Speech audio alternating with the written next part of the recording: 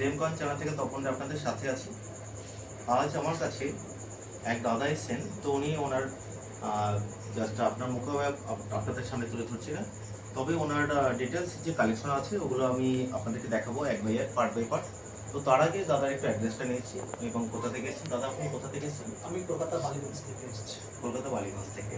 তো আপনি আমার ভিডিও কতদিন ধরে দেখছিলেন? 3-4 মাস। তো আপনার দেখে আপনার কিরকম মনে হলো? বিশ্বস্ত, এখানেই আসলে বিশ্বস্ত। এটা একদম এটা জেনুইন, কোনো ইয়ে নেই। আপনি বিশ্বস্ত আপনি তো প্রচুর সংগ্রহ নিয়ে এসেছেন, অবশ্যই আপনি প্রচুর সংগ্রহ নিয়ে এসেছেন।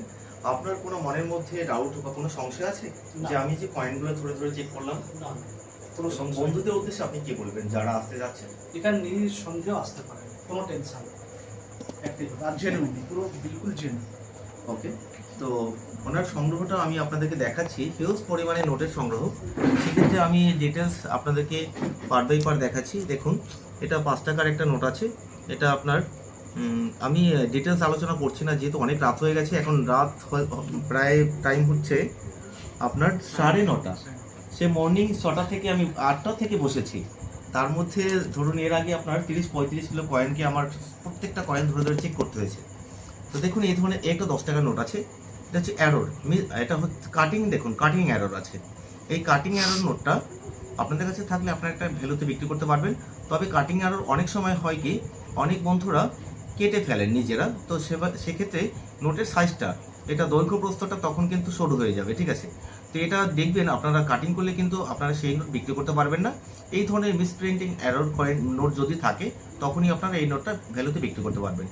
এরপরে দেখুন, এটা হচ্ছে আইজি প্যাটেল। আইজি প্যাটেলের এই 5 টাকার নোটটা, 50 টাকার নোটটা দেখুন উইদাউট ফ্ল্যাগ আছে। এখানে 3টে নোট আছে, তবে এই যে কন্ডিশন দেখুন, জেএম কন্ডিশন আছে। তো এই ধরনের এই উইদাউট ফ্ল্যাগের এই 50 টাকার নোটটা যদি আপনার গভর্নর এম নরসিংহম হয়, এখানে দেখুন, এখানে আমি একটা এম নরসিংহম একটা গভর্নরের নোট দেখাচ্ছি। এটা হচ্ছে এম নরসিংহম।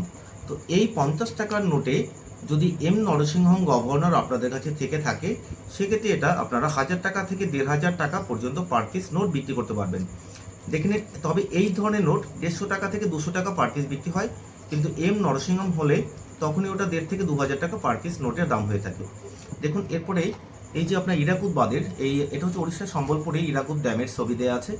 এই নোটটা আপনারা এম নরসিংহম হলে বিক্রি করতে পারবেন। আদার্স নোট কিন্তু তেমন একটা ভ্যালুয়েবল নয় এবং বিক্রি হয় না। তো এরপরে দেখুন, এখানে কিছু কমন নোট আছে। কমন নোট, তবে এখানে দেখুন 90 থেকে শুরু হচ্ছে, 91, 92 এরকম করে 10 পিস 99 পর্যন্ত সিরিয়াল আছে। এ ধরনের সিরিয়াল যদি আপনাদের কোনো নোটের মধ্যে আপনারা সম্পূর্ণ পাওয়া যায়, মানে মেসিং না থাকে, সেক্ষেত্রে আপনারা এই নোটগুলো আপনারা একটা এক্সট্রা ভ্যালুতে বিক্রি করতে পারবেন। তবে এটা কিন্তু সিঙ্গেল পিস বিক্রি হয় না, এটা শুধু সিরিয়াল ম্যান্টন আছে দেখে আপনার বিক্রি হচ্ছে। যাই হোক, আমি এরপরে দেখুন, এটা হচ্ছে থার্ড ইস্যুর 500 টাকার এই নোটটা।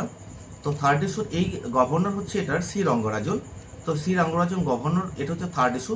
এর ফার্স্ট ইস্যু এবং সেকেন্ড ইস্যু হলে তখন এই নোটগুলো একটু বেশ ভালো দামে বিক্রি করতে হয়। এক একটা নোট 500, 700, 1000 টাকা পর্যন্ত বিক্রি হয়ে থাকে, কিন্তু এটা সি রঙ্গরাজনটা হচ্ছে থার্ড ইস্যু।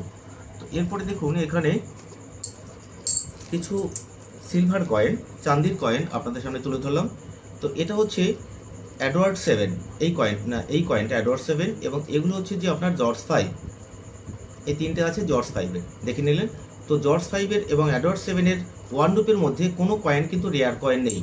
এখানে রেয়ার কয়েন হয় কোনটা, জর্জ 6-এর 1939 সালের 1 রুপি। আর এই কয়েনটাই অনেক ভ্যালুয়েবল, এবং আপনার 1 রুপির মধ্যে 1997 সালের রানির একটা কয়েন হয়, ওটা আপনার 15,000 থেকে 30,000 টাকা পর্যন্ত দাম হয়ে থাকে। আরেকটা হচ্ছে 1981 সালের একটা কয়েন 1 রুপি রানির, ওটাও রেয়ার হয়। তো যাই হোক, আপনাদেরকে 1 রুপির সিলভারের এই কয়েনগুলো দেখালাম। এরপরে দেখুন, এখানে হিউজ পরিমাণে 50 পয়সা, বিভিন্ন ধরনের আপনার তামাক কয়েন, 1-এর 12 আনাও, 1-এর 2 পয়সা। তবে এই 1-এর 2 পয়সার যে কয়েনটা, এটা নিয়ে সাধারণত আপনারা অধিকাংশ সব আমার কাছে পাঠিয়ে থাকেন। তবে 1-এর 2 পয়সা যে কয়েনটা আছে দেখুন, এই কয়েনটা 1938 সালের যদি হয়ে থাকে, সেক্ষেত্রে আপনারা এই ধরনের ফাইন কন্ডিশনেও আপনারা 8,000 থেকে 15,000, 20,000 টাকা পার পিস কয়েনের দাম হয়ে থাকে 1-এর 2 পয়সা। আর মনে রাখবেন বন্ধুরা, আপনারা যখন ভিডিও দেখছেন, সম্পূর্ণ ভিডিও দেখার চেষ্টা করবেন, টেনে টেনে দেখবেন না, তাহলে আপনারা এই ইনফরমেশনগুলো মিস করবেন। আর দেখুন, এখানে 20 পয়সার মধ্যে হিউজ পরিমাণে 20 পয়সা আছে। এর মধ্যে সান লোটাস 20 পয়সাটা হলে তখনই এটা বিক্রি হয়। উপরে সূর্য, নিচে পদ্ম। তো যাই হোক, মোটামুটি আপনাদেরকে কালেকশন দেখালাম। তো এরপরে নেক্সট, আপনি যে আমাকে কয়েন এবং নোটস দিলেন, সেক্ষেত্রে আপনি আপনার টাকাটা, প্রাপ্য টাকাটা বুঝে পেয়েছেন। অ্যাবসলিউটলি একদম তো প্রাপ্য টাকা। আপনি মোটামুটি কত টাকা বিক্রি করলেন? প্রায় 13,300 300 সামথিং। ওকে। তো এখানে বন্ধুরা আসতে চাচ্ছে, তারা হাতে হাতে পেমেন্ট পাচ্ছে তো? অ্যাবসলিউটলি এবং আপনার অনলাইনে নিলে অনলাইনেও আমি পেমেন্ট করে দেবো। ওকে, অ্যাবসলিউটলি। ঠিক আছে, ওকে, ধন্যবাদ। তো আপনি আপনারা জাস্ট এখানে নেক্সট বন্ধুদের কাছে কি বলবেন আসার জন্য? একদম আসার জন্য এখানে জেনুইন, হ্যাঁ। কোনো টেনশন নেই। মানকুণ্ড স্টেশনে এসে দাদাকে ফোন করলে দাদা রিসিভ গাইড করে নেবো। ওকে, গাইড ওকে, করে নেবে, কোনো অসুবিধা নেই। ঠিক আছে, নো ওকে, টেনশনে আসতে পারে। ওকে, ধন্যবাদ।